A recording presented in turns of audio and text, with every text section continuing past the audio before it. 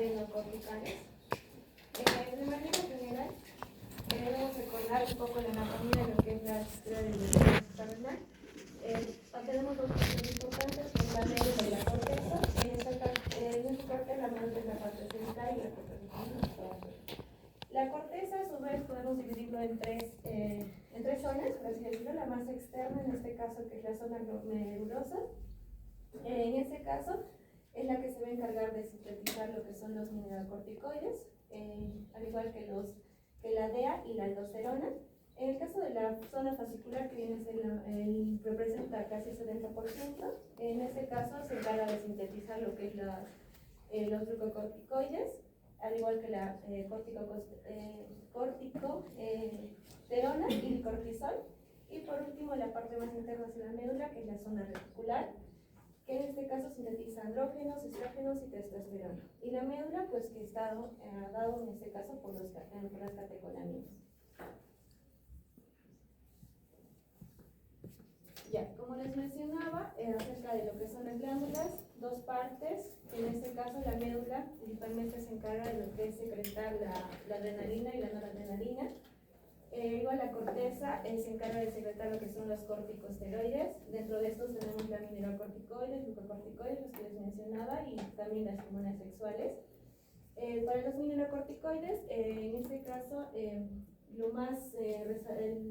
mineralocorticoide principal viene a ser la aldosterona, y para los glucocorticoides, en el caso del cortisol.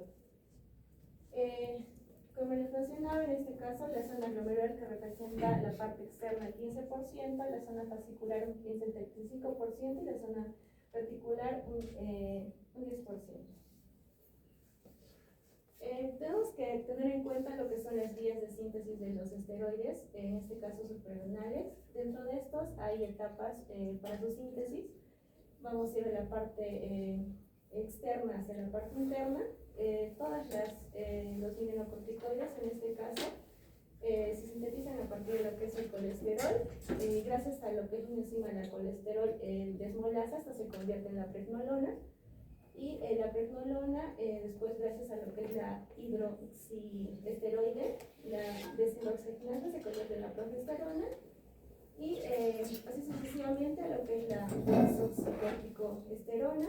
Y por último, a través del 11-beta hidroxilasa, lo que es la corticosterona. Y por último, pasa a lo que es la aldosterona. Yendo a lo que es la zona fascicular, a partir de la pregnolona, gracias a la 17 alfa hidroxilasa, se convierte en 17 hidroxipregnolona. Y a su vez, a través de otra hidroxilasa, se convierte en 17 hidroxiprogesterona. Y por último, lo que es la dexocortisol, y por último, el cortisol. De igual forma, en la zona reticular, esta 17 hidroxipregnolona se convierte en lo que es la DEA a través de la 17-20 liasa, y posteriormente a lo que es la androgesterona. En cuanto a las hormonas corticosteroides, tenemos, como les mencionaba, lo que es la mineralocorticoides y las glucocorticoides. Como les mencionaba, dentro de esta, la aldosterona venía a ser por así decirlo, que lo representa. Esto debido a que tiene mayor potencia, por así decirlo, en lo que es acción sobre los mineralocorticoides. Tenemos también lo que es la dexocorticosterona, en este caso. También tenemos, por ejemplo, en el caso del cortisol, pero en este caso, en el nivel de lo que es mineralocorticoides, va a tener una actividad mínima. En cambio, en lo que son los glucocorticoides, pues ya su respuesta en este caso va a ser mayor, va a ser potente. La prednisona, también tenemos lo que es la prednisona, la mineralocortisona y la dexona, que también son sintéticos.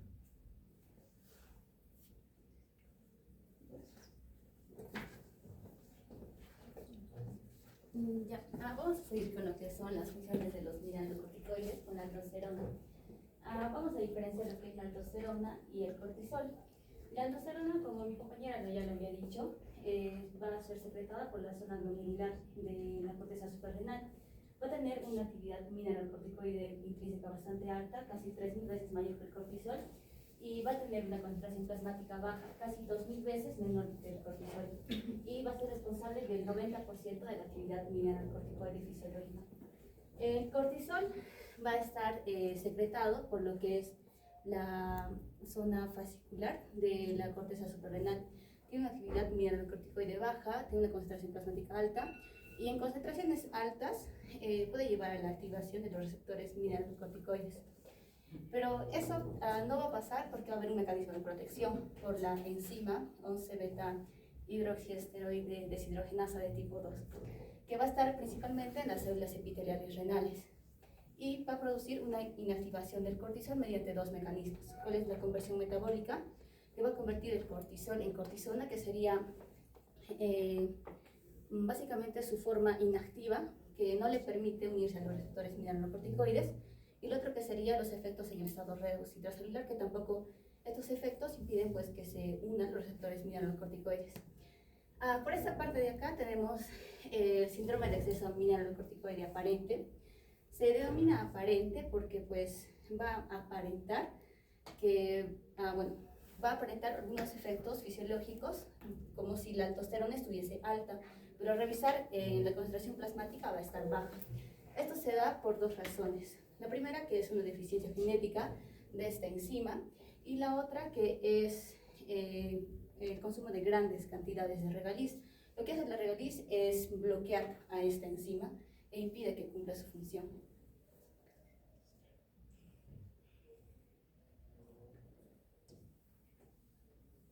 Ya. Luego pasamos a lo que son los efectos renales y circulatorios de la aldosterona.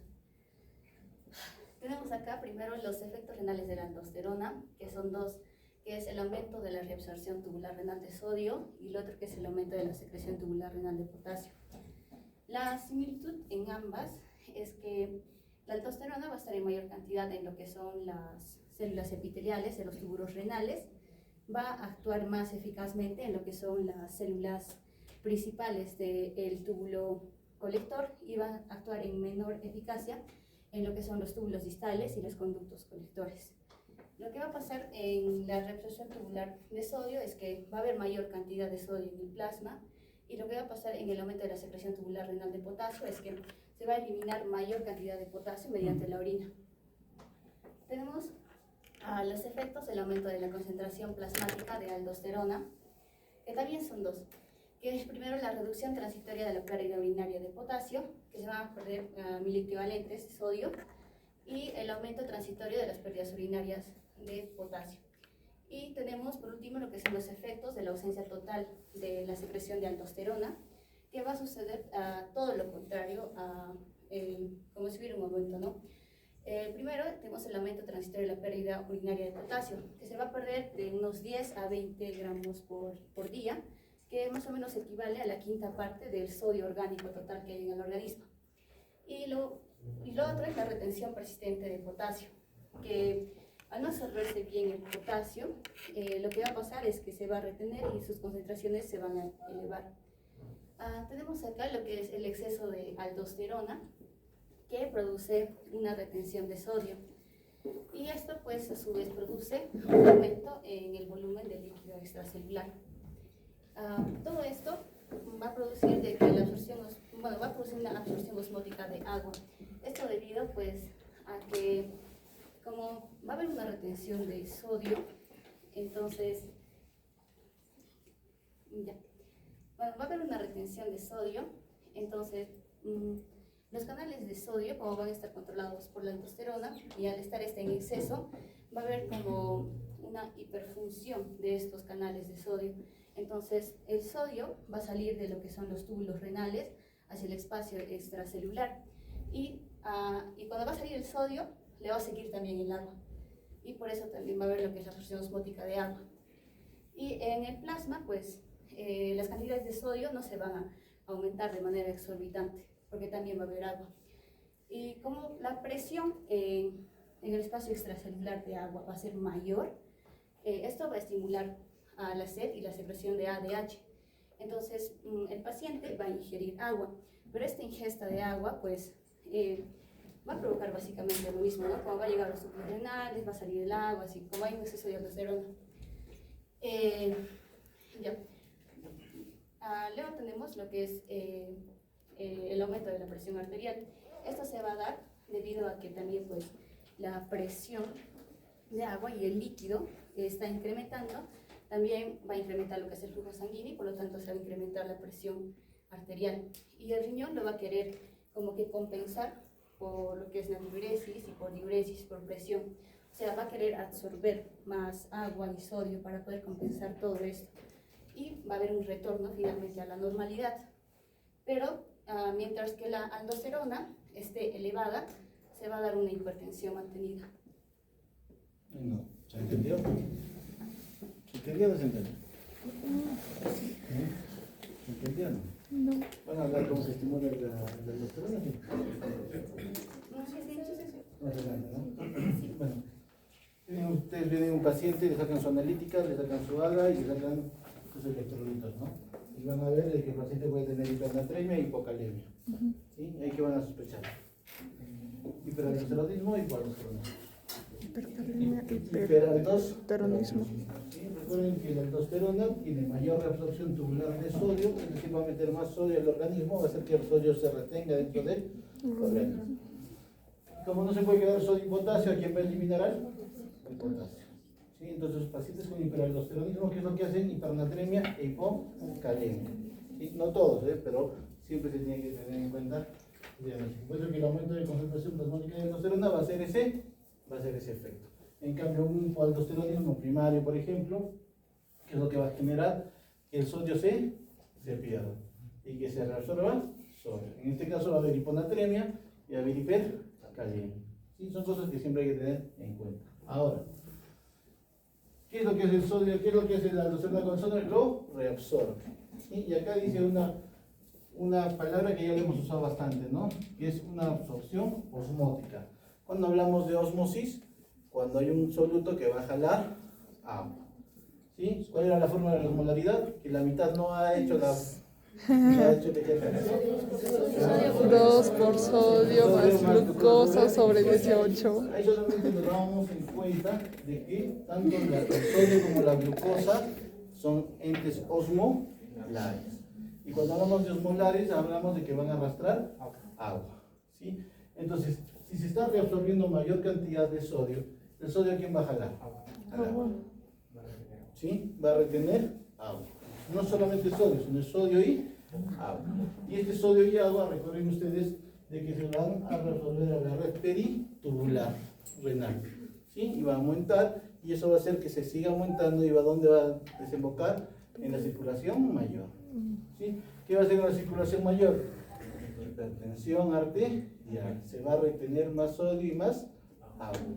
Habíamos dado el ejemplo alguna vez de que si yo me voy a comer un ceviche, ¿qué es lo que voy a consumir más cantidad? De sodio. ¿Quién me va a dar? Se va a estimular el centro de la... Y obviamente, si es que el sodio está aumentando, la hormona antidiurética se va a suprimir. Perdón, se va a estimular. ¿Para qué? Para evitar que se elimine agua. ¿Sí? Entonces, es lo mismo que pasa. Aquí dice pequeño aumento del sodio plasmático. Va a aumentar la osmolaridad plasmática. Va a estimular directamente el centro de la sed. ¿Por qué? Porque el paciente tiene que consumir más cantidad de agua. Y obviamente se va a estimular la hormona antidiurética. ¿Por qué? Porque tiene que haber más cantidad de agua para diluir ese sodio. Y eso en forma sostenida, ¿qué es lo que da? Hipertensión arterial. Porque está subiendo el líquido intravascular y el sodio intravascular. Por eso, que cuando nosotros hacemos el tratamiento de la hipertensión arterial, ¿qué es lo primero que damos a los pacientes? El famoso IECAS, que son los inhibidores del enzima completadora de angiotensina. ¿Para bloquear a quién? A las dos.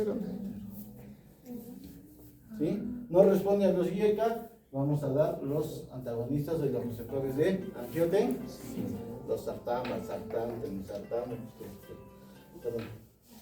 ¿Sí? ¿Para qué? Para bloquear a la aldosterona.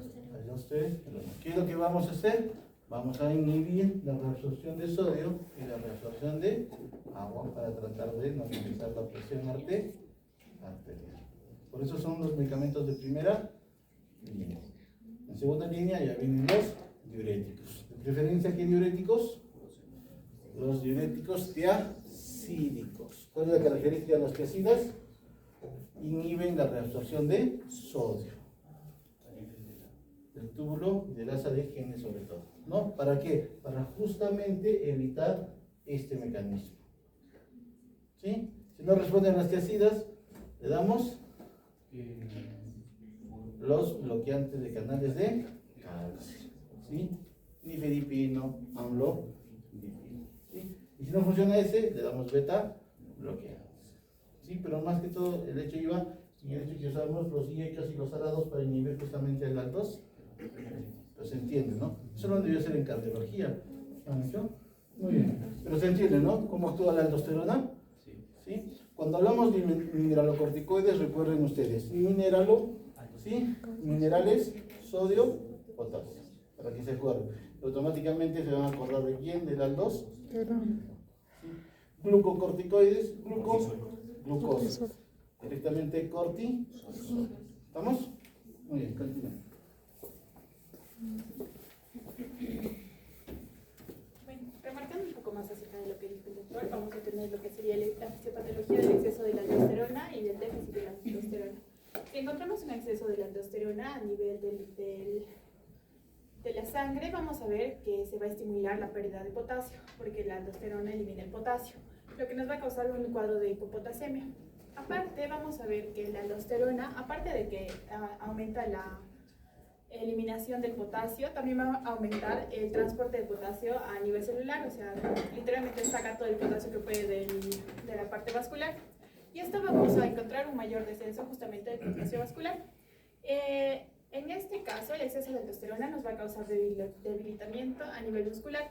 Por otra parte, tenemos el déficit de la aldosterona, es decir, la aldosterona está muy baja, así que el potasio sube. Un momento en que el potasio sube, vamos a tener un cuadro de hiperpotasemia, en donde tenemos niveles altos del mismo ion a nivel vascular, y esto va a causar una toxicidad cardíaca. Esto a causa de que está también dentro de la regulación de lo que serían las contracciones cardíacas, causando lo que son las arritmias, las insuficiencias cardíacas. También justamente en la imagen trata de explicar eso, un exceso de aldosterona, que sería que va a disminuir demasiado el potasio, y un déficit de aldosterona que va a aumentar demasiado el potasio a nivel sérico. Ahora aparte tenemos una función de la aldosterona sobre las glándulas y entre otros mecanismos de absorción-secreción. Cuando hablamos de una aldosterona que está estimulando la glándula sudorípara, tenemos que recordar que el sudor normalmente tiene un componente que es de sodio y que es de cloro. Si la aldosterona retiene cloro, también va a hacer que la glándula sudorípara, al menos en la parte de la porción del tubo o por donde está excretando, va a estimular para que se absorba el sodio y se elimine nuevamente el potasio. En la parte de la glándula salival, también recordar que la saliva es rica también en cloruro de sodio. Nuevamente ocurre lo mismo, va a tratar de reabsorber lo que sería el sodio y eliminar, a diferencia de eso, el potasio. Por otro lado, en las células epiteliales intestinales vamos a encontrar que si en esta igualmente va a absorber el sodio, va a eliminar el potasio. Si tenemos una alteración a nivel de las glándulas, vamos a tener diferentes mecanismos. Por ejemplo, en las glándulas sudoríparas, cuando estamos nosotros bloqueando la aldosterona, vamos a encontrar cialorrea o vómitos. Si encontramos una alteración, eso es de la saliva. Si encontramos una alteración de la glándula sudorípara, vamos a encontrar, por ejemplo, mayormente se da en personas que están viviendo de repente en una zona de mucho calor. Y en células epiteliales del intestino vamos a encontrar, por ejemplo, diarreas o heces demasiado acuosas. Ahora, ¿cuál es el mecanismo de la acción de la aldosterona o cómo es que se está secretando? Primero vamos a atender a la aldosterona a nivel extracelular. Esta se va a unir obviamente a su receptor, que justamente es un mineralocorticoide que está dentro del citoplasma celular. Estos dos se van a unir y juntos van a viajar hasta lo que sería el núcleo de la célula. En el núcleo de la célula, este complejo de aldosterona y su mineralocorticoide va a estimular una producción o la síntesis de proteínas por medio del ARN mensajero. El ARN mensajero va a viajar hacia el retículo endoplasmático. En el retículo endoplasmático vamos a encontrar que va a ser la producción de las proteínas netamente dichas. En estas vamos a encontrar, por ejemplo, la enzima trifosfatasa, que va a estar encargada también en la estimulación para la producción de bombas de sodio, potasio, ATPasas, también para canales de sodio en la membrana, que es de toda la membrana celular. Y aparte el ROM, que es netamente de la membrana a la luz de la misma célula. En acciones no genómicas de la aldosterona y de otras hormonas esteroideas vamos a hablar acerca de que justamente tiene unas acciones genómicas, que son las clásicas, y las acciones no genómicas. Cuando nosotros decimos acciones genómicas o clásicas, estamos justamente hablando de esta síntesis de proteína y también de la traducción de proteínas y de la síntesis del ARN mensajero. Si hablamos de acciones no genómicas, tenemos que hablar de lo que sería el AMP cíclico y también de la estimulación o de la producción de segundos mensajeros como el inositol y fosfato. Mecanismos de las acciones no genómicas es justamente las que van a hacer o van a tener el fin de la unión a receptores de la membrana celular, justamente por ejemplo estas que mencioné antes. Y en ejemplos, como ya les dije, la parte no genómica está el AMP cíclico y también está fosfatidil inositol.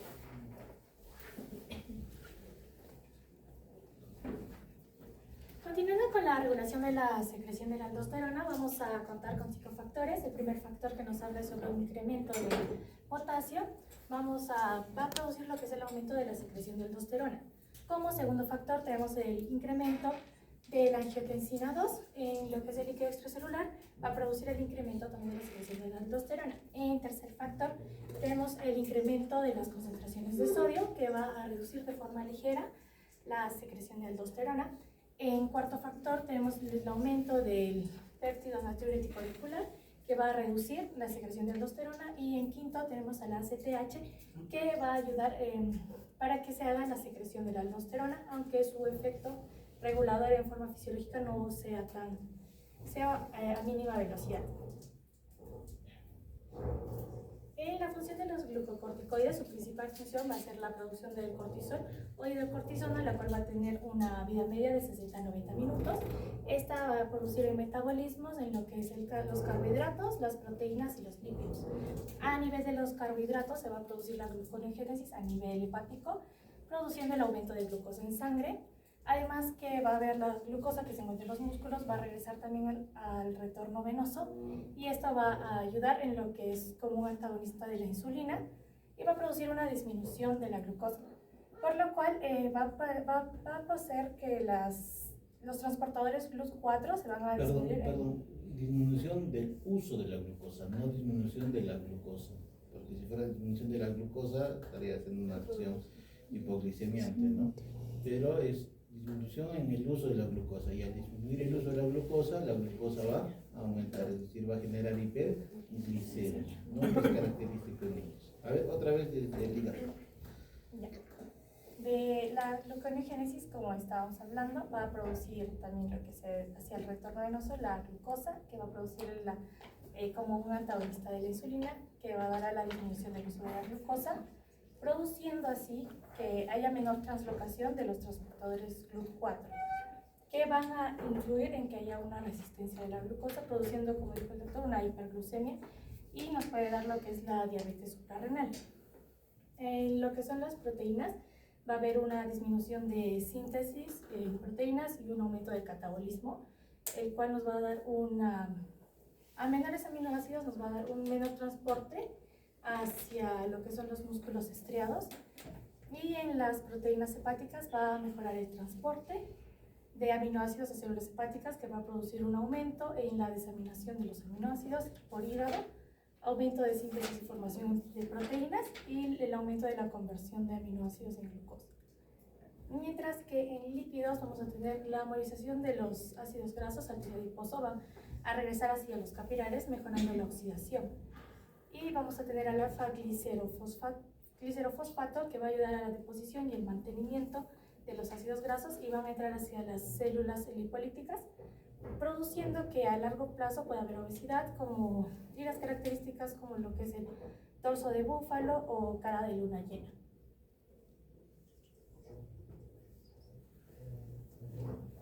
Bien, continuando, vamos a hablar un poco de lo que son los efectos antiinflamatorios del cortisol. Bueno, el cortisol en sí tiene una gran función antiinflamatoria, porque cuando algún tejido se lesiona, sufre algún trauma o etcétera, generalmente se inflama, ¿no? Entonces, con esta inflamación, aquí es donde actúa el cortisol para frenar esta inflamación, o si es que ya empezó la inflamación, generalmente lo resuelve rápidamente. Para recordar un poco las fases de la inflamación, tenemos lo que son la activación, generalmente con la liberación de lo que son, por ejemplo, la histamina. Después tenemos el aumento del flujo sanguíneo. También tenemos un aumento de la permeabilidad capilar, una inflamación general del área y finalmente la fibrosis, ¿no? Entonces, cuando tenemos estas fases de la inflamación, cuando se está dando la inflamación, podemos administrar una cantidad de cortisol, lo que va a hacer, como ya les mencionaba, o va a bloquear las primeras etapas de la inflamación, o si es que la inflamación ya ha iniciado, va a hacer que ésta acelere en su proceso de resolución, valga la redundancia. Entonces, lo que va a hacer el cortisol básicamente es estabilizar las membranas lisosomales, también va a disminuir la permeabilidad de los capilares, o sea, básicamente va a hacer todo lo contrario a lo que son las fases de la inflamación.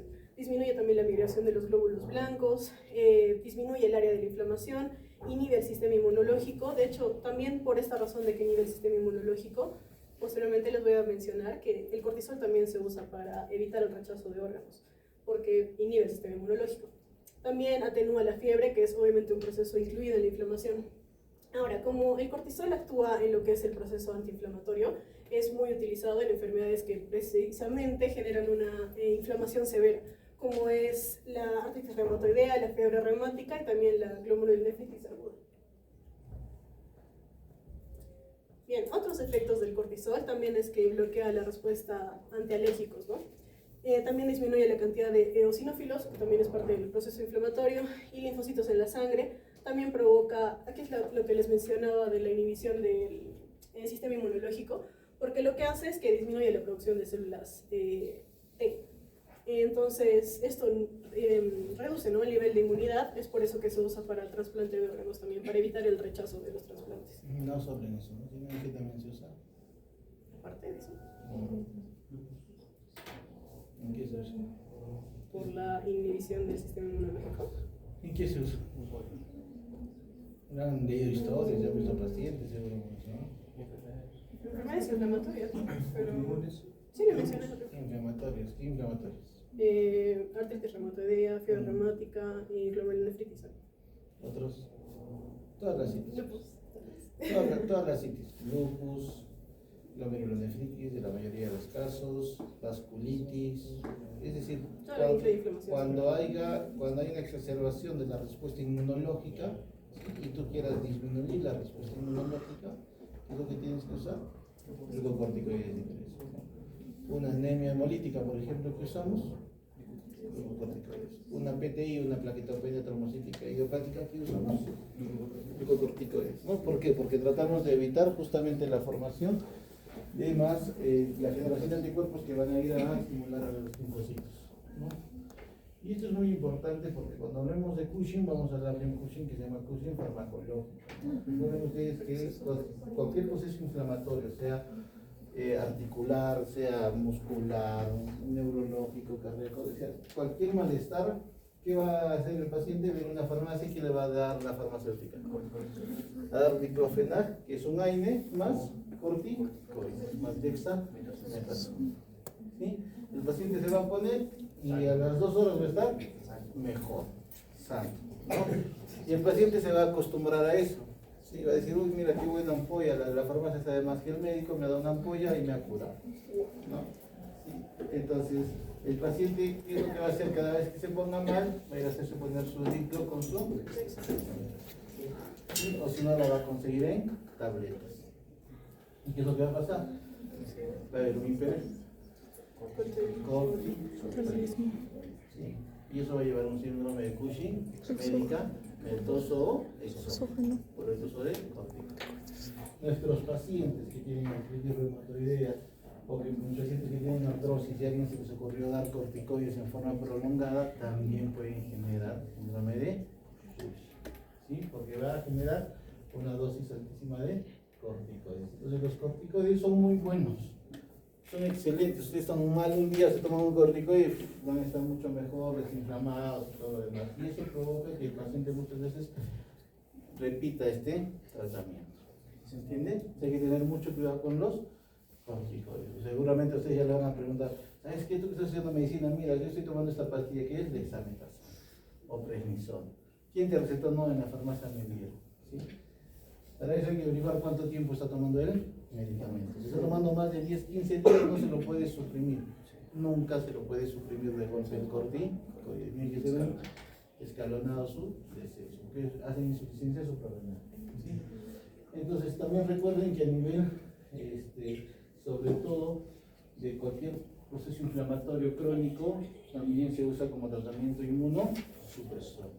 Por eso, cuando ustedes vean un hemograma que el paciente tenga linfopenia, ¿sí? Van a decir, oh, mira, tiene linfopenia, seguramente tiene VIH. No, no tiene VIH. Hay que averiguar si el paciente está tomando corticoides. ¿Sí? Siempre se va a evidenciar en el hemograma. ¿No? Muy bien. Ahí recuerden, eso bueno, no me han tocado antes, como ya lo vamos a hablar ahorita. En el caso de, habíamos dicho, ¿no? Glucocorticoides igual a glucosa. Mayormente su efecto es aumentar la glicemia. Es un antagonista de la insulina. Y por consiguiente, hay que tener mucho cuidado de dar estos medicamentos en pacientes diabéticos. ¿Sí? Si tú le das a un paciente diabético corticoides, lo más probable es que haga hiperglicemia. ¿Sí? Así que ajustale la insulina, dale más antidiabéticos orales, etc. Recuerden que la metformina no es hipoglicemiante, ¿sí? Ayuda a mejorar el metabolismo de la glucosa a nivel periférico, pero no causa hipoglicemia. Pero sí, la litiazida, sus sulfonurias, eso sí pueden causar. ¿Sí? Entonces, siempre tener en cuenta, cuidado, corticoides con diabéticos, siempre, por favor. ¿Sí? Tener en cuenta eso. Antes de que se me pase, ¿no? Pensé que no iban a conversar. Está muy bien, son unos estímulos para que también se secrete la aldosterona, pero sobre todo hay un mecanismo importante para la secreción de aldosterona. ¿Cuál es? ¿Cuál es? Los que han hecho práctica saben. ¿No saben? Muy bien. Sistema, renina, ¿dónde se secreta la renina? 2, riñón. ¿Sí? ¿En qué parte especialmente? Vamos a hacer un corte y vamos a hablar. Los colorcitos, no importa, vamos a poner. ¿Esa qué sería? La arteriola AF. Frente. Arteriola F. Frente. Aquí viene la arteriola aferente, ¿a dónde? Al glomérulo, ¿no? Muy bien. La cápsula famosa de Bowman. El penacho celular endotelial que va a generar la formación del glomérulo. ¿Sí? Y acá hay otra partecita que la vamos a hacer con. Yo no tengo más tiempo, ¿no? Ya tengo rojo. Para que se entienda. Porque también entra en el examen. ¿Eso entra? Muy bien. ¿Quién va a estar por acá? No, ¿qué se hace? ¿Quién es? Vamos a hacerlo así simplificado. Ya sale el glomérulo y Túbulo viene el proximal. túbulo contorneado. Proximal. Proxy. Después, ¿quién viene? El lazo de inglés.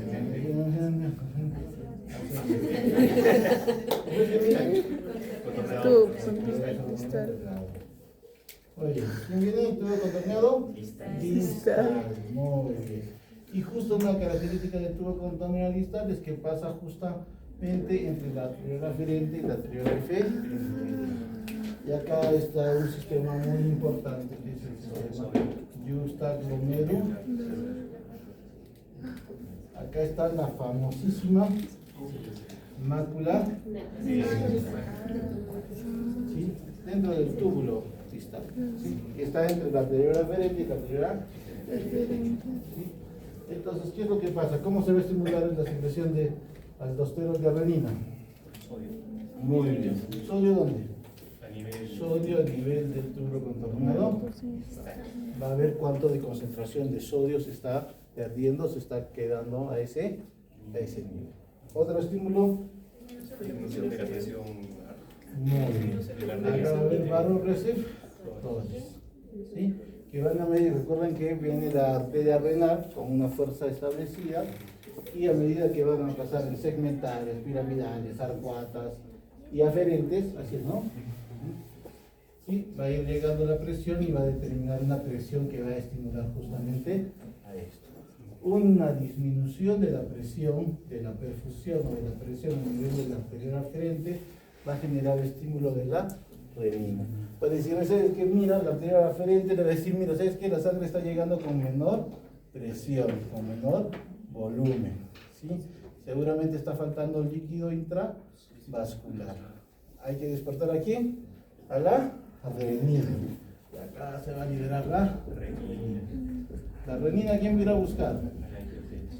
Muy bien, la renina va a ir por estrella plasmática y va a ir a buscar el famoso angiotensino, que se secreta a nivel hepático, ¿no? A nivel hepático. Y a ese, ¿qué es lo que va a hacer? Lo va a agarrar y lo va a transformar en angiotensina tipo 1. que tiene una vida muy corta, pero un efecto vasopresor bastante importante. La angiotensina 1, ¿qué es lo que va a hacer? Va a buscar a la enzima convertidora de angiotensina.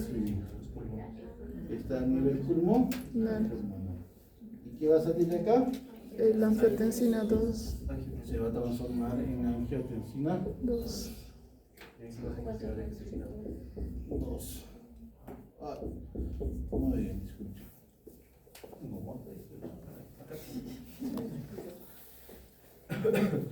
Muy bien, angiotensina 2, ¿qué va a causar? Muy bien, angiotensina 2 va a causar vasoconstricción. Vasoconstricción. ¿Esto qué va a generar? Aumento de la presión arterial. Va a cerrar las paredes de los vasos. Por consiguiente, el plasma se va a concentrar y la presión va a comenzar a aumentar. ¿Sí? ¿Estamos? Y el segundo efecto, ¿qué es lo que va a hacer? Aumentar la bulimia, pero después va a ir a estimular a las suprarrenales, especialmente a la fascia glomerular. Muy bien, a la fascia, recuerden lo que han dibujado sus compañeras, un triangulito, 3 capas, ¿no? 1, 2 y 3. ¿Sí? ¿Cuáles habían sido? Glomerular, fascicular, reticular. ¿Sí? Entonces aquí van a ir a estimular especialmente a la glomerular. ¿Y se va a secretar quién? Muy bien. Se va a secretar la aldosterona. ¿Y la aldosterona dónde va a ir? Del túbulos colectores. ¿Sí? Esto es el distal, ¿se acuerdan? Y del distal sale los túbulos colectores. Especialmente, ¿a qué células había dicho? A las células principales. Células principales. Y ahí van a hacer que se reabsorba mayor cantidad de sodio y agua y se elimine mayor cantidad de potasio. ¿Sí? ¿Entendió? Fácil, ¿sí? Sencillo este matemático. ¿Sí? ¿Se entiende, verdad? ¿Se entendió? ¿Sí? Por eso es que cuando nosotros habíamos dicho, damos antihipertensivos, ¿a quién damos?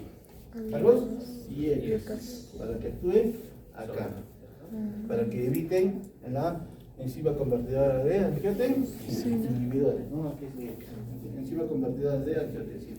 Nosotros damos los IECAS y después damos los ARA2 para evitar justamente la acción de la angiotensina 2. ¿Se entiende, verdad? Entonces, ¿qué es lo que causa? La reabsorción de agua y la reabsorción de sodio, ¿qué es lo que va a causar? Hipernatremia y aumento de la bulimia. ¿Sí? Esto va a hacer que aumente nuevamente el flujo sanguíneo y el flujo sanguíneo nuevamente sea óptimo. ¿Sí? Y cuando alcance presiones normales, se va a inhibir la secreción de sangre. Va a decir stop. ¿Sí? La presión ya subió, listo. Estamos tranquilos. La concentración de sodio a nivel del túbulo contorneado y son mejoró, así que nos quedamos tranquilos. ¿Sí?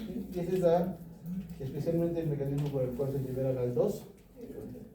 Después tenemos esto, así acá como dice el último, ¿no?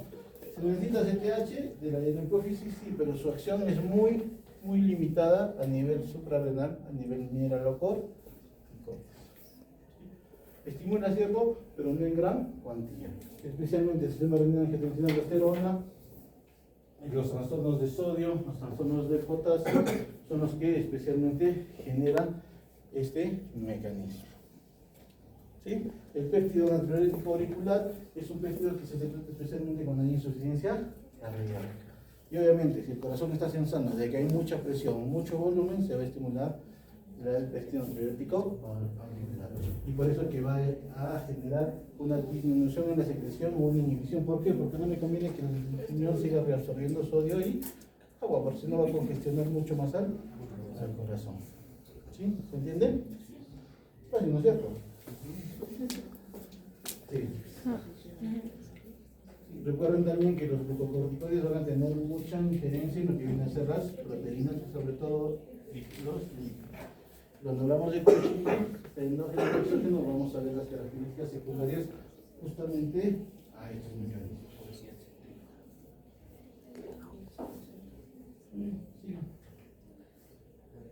¿Soluciono? Mejor.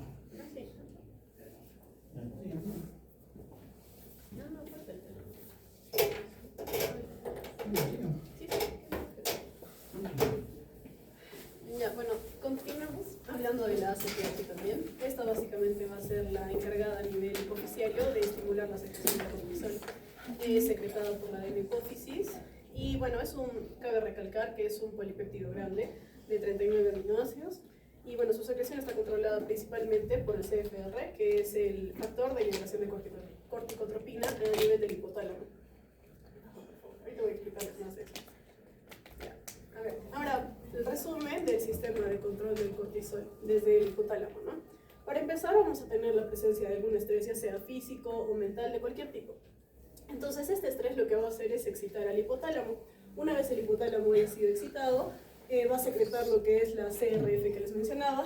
Este va a ser secretado a nivel del sistema porta hipotalámico hipoficiario, precisamente a la adenohipófisis. Entonces la adenohipófisis lo que hace es secretar la ACTH, que va a llegar al final a las glándulas suprarrenales.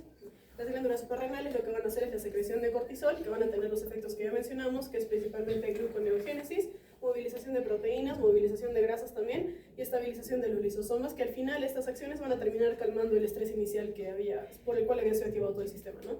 Ahora, cuando la cantidad de cortisol es excesiva, va a haber un feedback negativo, ¿no? Lo que va a hacer es inhibir a la ACTH, reduciéndola a sus valores normales. Entonces, se regula nuevamente el ciclo. Ya.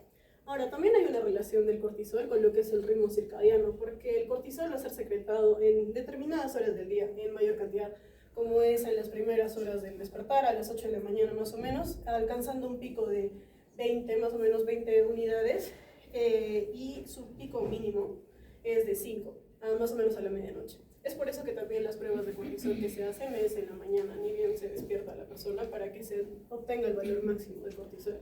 Ahora, si la persona también altera su ciclo circadiano, también este ciclo del cortisol como tal va a estar alterado paralelamente. Ahora, la ACTH, al ser estimulada, también va a estimular otras hormonas que químicamente tengan su misma composición. Dentro de estas tenemos a la más importante, es la POMC, que es la proteína pro-opiomelanocortical.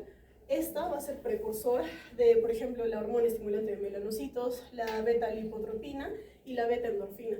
En general, estas hormonas, cuando la ACTH es estimulada, como su secreción es, por así decirlo, dentro de los rangos normales, no van a tener ningún efecto notorio en el sistema. Pero cuando la ACTH ya es excretada en exceso, es cuando estos también, por ende, van a ser estimulados en exceso y secretados en exceso.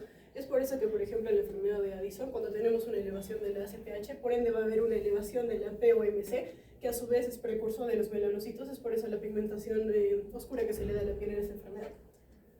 Y eso sería. Gracias.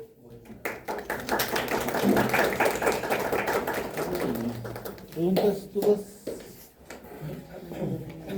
Muy bien, 10 minutos de receso y continuamos.